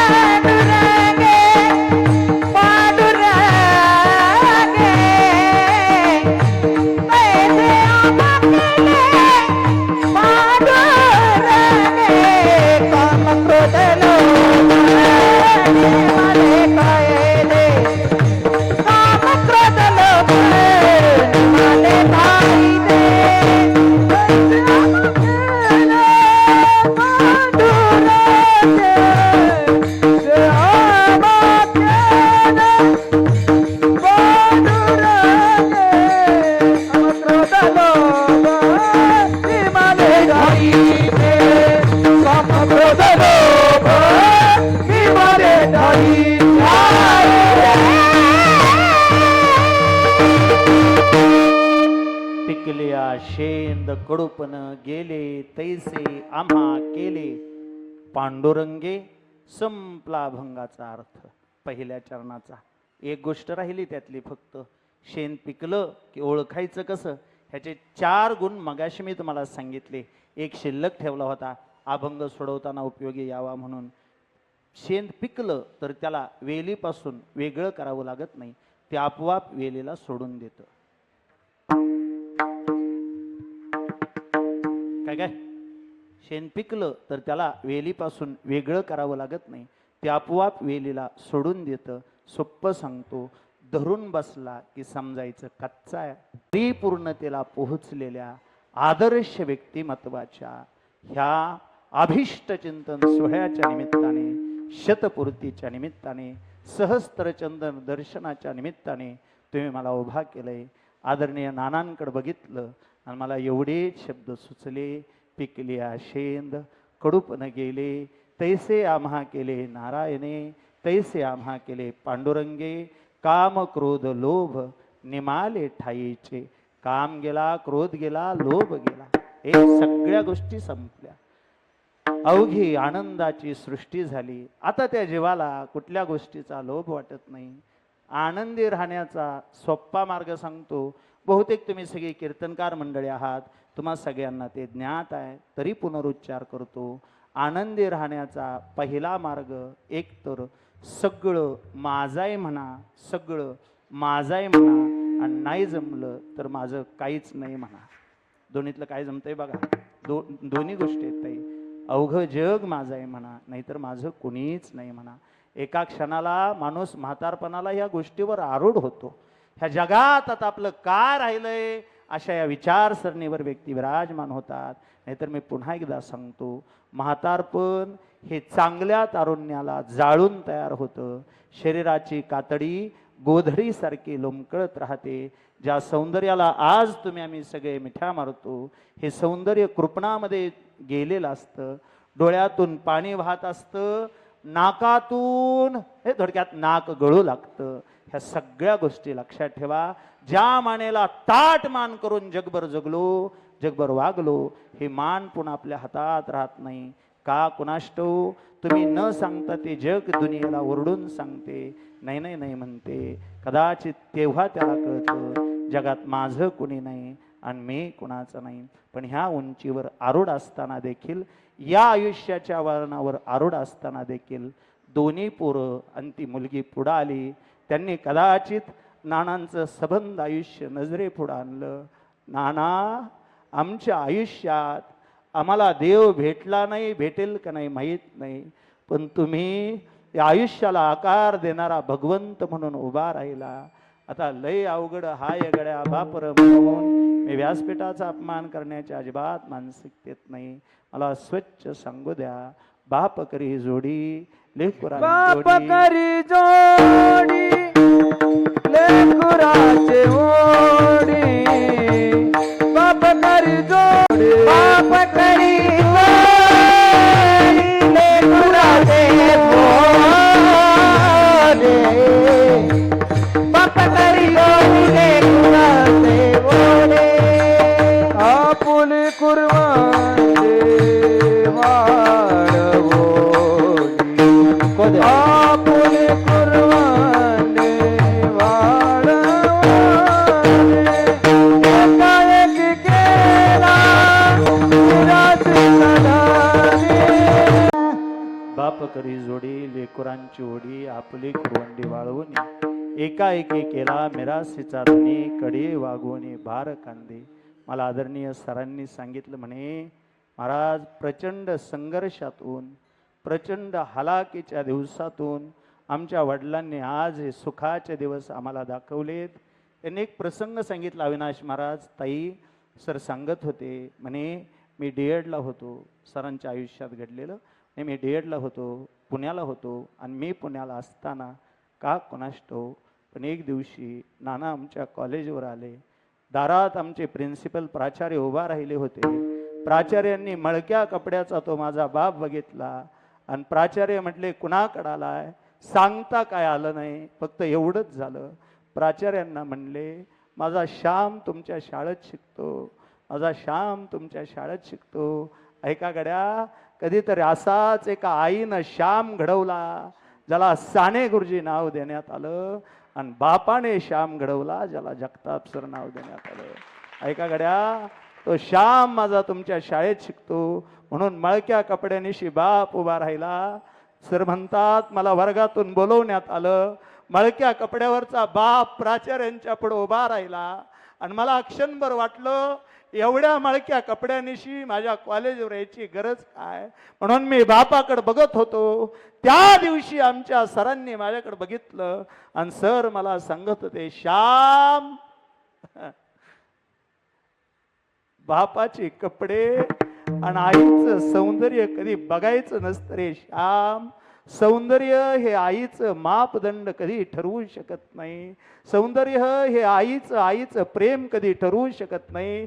आणि अंगावरची मळलेली कपडे बापाचा त्याग कधी सांगू शकत नाही. श्याम, हाच मळलेला बाप एक दिवशी तुझं आयुष्य उभा करेल. आमच्या नानांनी आयुष्यभर केलेल्या सगळ्या गोष्टी एका क्षणात माझ्या नजरेसमोरून गेल्या. त्या दिवशी मला जी बापाच्या कष्टाची जाणीव झाली, महाराज आजपर्यंत मला माझ्या बापाच्या कष्टाची जाणीव आहे. देवाने फक्त एक दुःख त्यांच्या वाट्याला द्यायला नको होतं. अविनाश महाराज, माझं स्वच्छ मत आहे, तुमच्या भगवंतानं मृत्यू हे अंतिम सत्य पाळताना फक्त 3 गोष्टी वैऱ्याच्या सुद्धा आयुष्यात देऊ नयेत. लेकरू लहान असताना त्याची कधी आई मारू नये, तरणाताटा कधी कुणाचा पोरगा मारू नये, आणि म्हातारपणी कधी कुणाची बायको मारू नये. माझं स्वच्छ मत आहे. बायको ह्या विषयावर तुम्ही किती विनोद कराल, पण थोडं माफी मागून बोलतो, माझा शब्द थोडा खाली जाईल. एका विशिष्ट वयानंतर पती पत्नीचं नातं हे शरीर सुखापुरतं मर्यादित राहत नाही. एका विशिष्ट वयानंतर बायको हीच नवऱ्याची आई असते. म्हातारपणी तीच त्याच्या जगण्याचा सगळ्यात मोठा आधार असते. देवा, वैऱ्याच्या वाटाला जे दुःख नको होतं ते दुःख तू नानांच्या आयुष्यात दिलं. म्हातारपणी त्यांची पत्नी मरून गेली. माझी आदरणीय सरांना, त्याचबरोबर आदरणीय चांगदेवरावांना, त्याचबरोबर त्या ताईला विनंती आहे, नानांच्या आयुष्यात हे सुख देण्यासाठी तुम्ही एवढा सोहळा संपन्न केला आहे. फक्त म्हातारपणातल्या काही अडचणी अशा असतात त्या मुलांना सांगता येत नाहीत, मुलींना सांगता येत नाहीत, सुनाबाळांना सांगता येत नाहीत. त्या अडचणी ऐकायला बायकोच जिवंत असावी लागते. पण एवढं सगळं असताना देखील तुम्ही नानांची मनोभावे सेवा करताय. बहुतेक या सेवेचं फळ म्हणूनच आज वारकरी संप्रदायातली ही सगळी मंडळी या ठिकाणी उपस्थित राहत आहेत. हे तुमच्या आयुष्यात तुम्ही कमवलेली कमाई आहे. आदरणीय नानांनी कमवलेले हे सगळ्यात मोठं वैभव आहे. नाहीतर सोप्पं बोलतो देवा, लेकरांची पावलं चुकली तर सध्या 1700 कोटीचा त्या केतन अग्रवालचा बाप सध्या पुण्यामध्ये रडत बसलाय. वैभव भलं मोठं आहे, पण एका मूर्ख मुलीच्या निर्णयामुळं एवढ्या मोठ्या श्रीमंताला रडावं लागतं. मी स्वच्छ सांगतो, आज नाना तुमच्याकडं वैभव, धन, दौलत, संपत्ती किती आहे याचा हिशोब काढण्यापेक्षा आजच्या काळात आदर्श विचार करणारी लेकरं तुमच्या जवळ आहेत, आणि तो नानांच्या आयुष्याचा विजय आहे. तीच नानांच्या आयुष्याची भावना आहे. नाहीतर आता आयुष्यात काय कमवायचंय?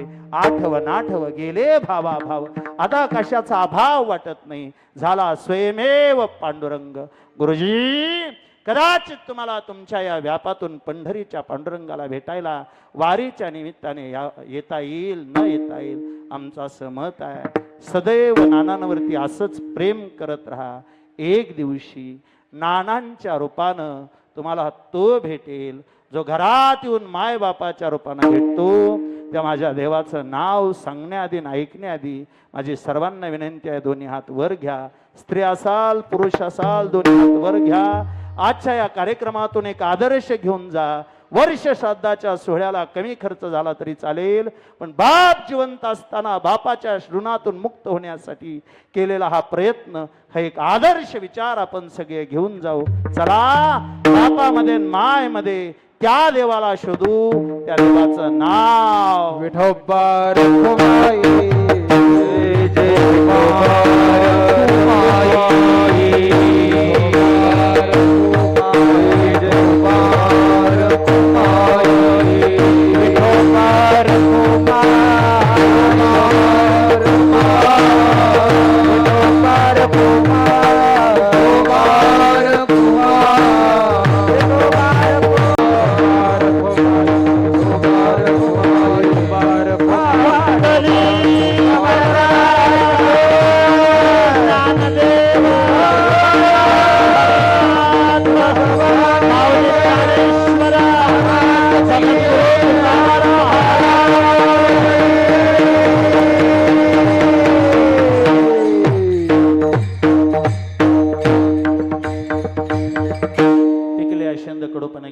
श्यामा केले पांडुरंगे. काम क्रोध लोभ निमाले ठायेचे अवघे आनंदाची सृष्टी झाली. आठवण आठव गेले भावा भाव झाला स्वयमेव पांडुरंग. धावत्या वेगामध्ये स्पष्टीकरणासहित उच्चारासहित अभंगाच्या 3 चरणाचा अर्थ सांगून झाला. मला दिलेली वेळ संपून 15 मिनिटं थांबा. अरे बाप, तुम्ही सांगितलं नाही कोणी मला. 25 मिनिटं जास्त झाली. खरं तर चुकून 10 मिनिटं जास्त घेतली, त्याबद्दल अतिशय मनापासून दिलगिरी व्यक्त करतो. बाहेर एवढं पाऊस पडत पण तुम्ही तरी काय करणार होता पाऊस पडत असं. उलट 10 मिनिटं उलट इथं शांत बसला, बरं झालं नाही. 25 मिनिटाचा वेळ जास्त झाला. कुणाचं काही महत्त्वाचं काम असेल आणि ते माझ्यामुळं अडलं, 10 मिनिटं उशीर पोहोचणार असाल, मी अतिशय मनापासून दिलगिरी व्यक्त करतो. सर्वांच्या चरणावरती नम्रतापूर्वक नतमस्तक होतो. परिश्रेष्ठ वैष्णव श्रेष्ठ, खरं तर मोठ्याला मोठं म्हणावं, मोठ्याला मोठं मानावं आणि मोठ्याला मोठं म्हणताना लहानग्यांना लहानपणाची जाणीव होऊन देऊ नये, याच्यासाठी सुद्धा मनाचा मोठेपणा असावा लागतो. आणि या अतिशय मनापासून तुमच्या चरणावर नतमस्तक होतो. मोठ्यांच्या परिचयात असताना देखील लहानांना तेवढा सन्मान देणारं तुमचं हे व्यक्तिमत्व आम्हा सगळ्यांना भावतं. त्याचवेळी श्री महाराज ज्ञानेश्वर माऊली ज्ञानराज तुकाराम तुकाराम तुकाराम तुकाराम तुकाराम तुकाराम तुकाराम तुकाराम विठ्ठल जय जय विठ्ठल जय जय बोले जय जय बोले देवा बोले राजमा राजमा